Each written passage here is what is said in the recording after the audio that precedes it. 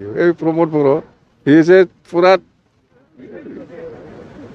অত্যাচাৰ মানে বছৰত যিটো পইচা আহে সেইটোকে খাব জানে, সি কাম কৰিব নাজানে। এই প্ৰমোদ বড়োৰ কথা ক'লে মই হাঁহি উঠে। নাই ক'ত উন্নয়ন, কি উন্নয়ন কৰিছে সি? জিৰ'। প্ৰমোদ বড়ো জিৰ'।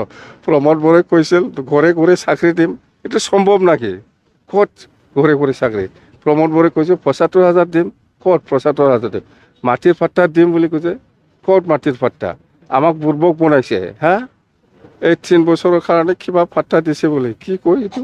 প্ৰমোদ বড়ো একো কাম কৰা নাই, সেইকাৰণে ৰাইজে বেয়া পাইছে প্ৰমোদ বড়োক, UPPLক, সেইকাৰণে BPFক ভোট দিব। কাৰণ সেইটোৱে, এইটো এলায়েন্সৰ কথা। CM ছাৰে আহিব CM। এইবিলাক মিছা, এইবিলাক কি?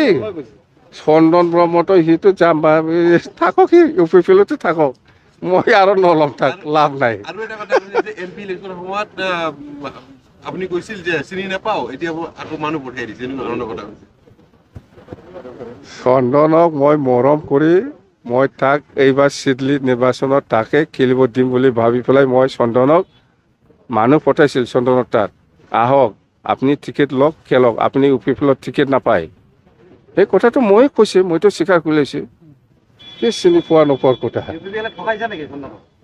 UPPLত জাগা পাবহি, UPPLত জাগা পাবহি। আমি নাজানেই নাকি প্ৰমোদ বড়ো কোন হয়, UG ব্ৰহ্ম কোন হয়, ৰংগৰা কোন হয়? এই চন্দনক জাগা দিয়া মানুহ। চন্দন জাগা নাপায়, জাগা নাপায়।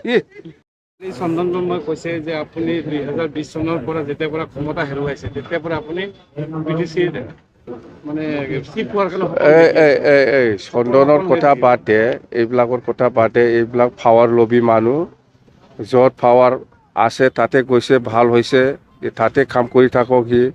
আমাৰ এতিয়া পাৱাৰত নাই, আমাৰ লগত কি দৰকাৰ আছে চন্দনটো আহিবলৈ?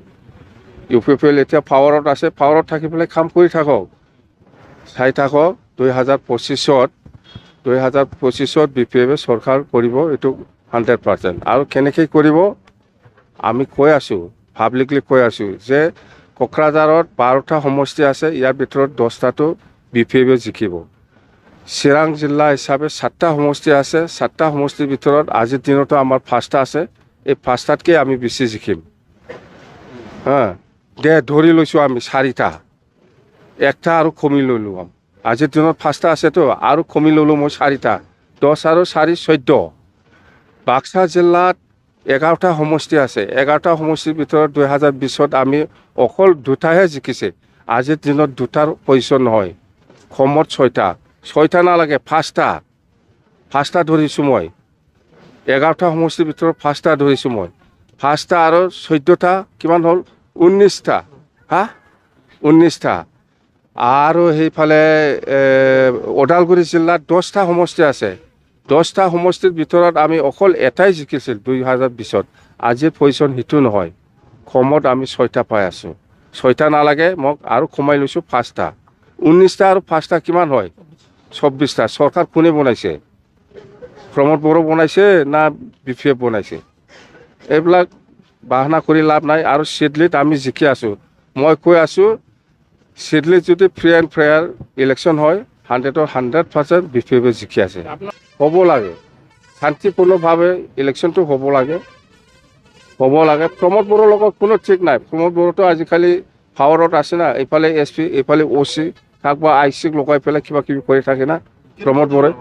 হা প্ৰমোদ বড়োই কৰিব পাৰে অশান্তিটো, সিটো হাৰিব 100%। সি জানি আছে 100% হাৰিব বুলি, সেইকাৰণে সি কেতিয়াবা SP বা কোনোবা OC বা IC এইবিলাকক লগাই পেলাই আমাৰ কৰ্মীৰ ওপৰত উপদ্ৰৱ কৰিব পাৰে।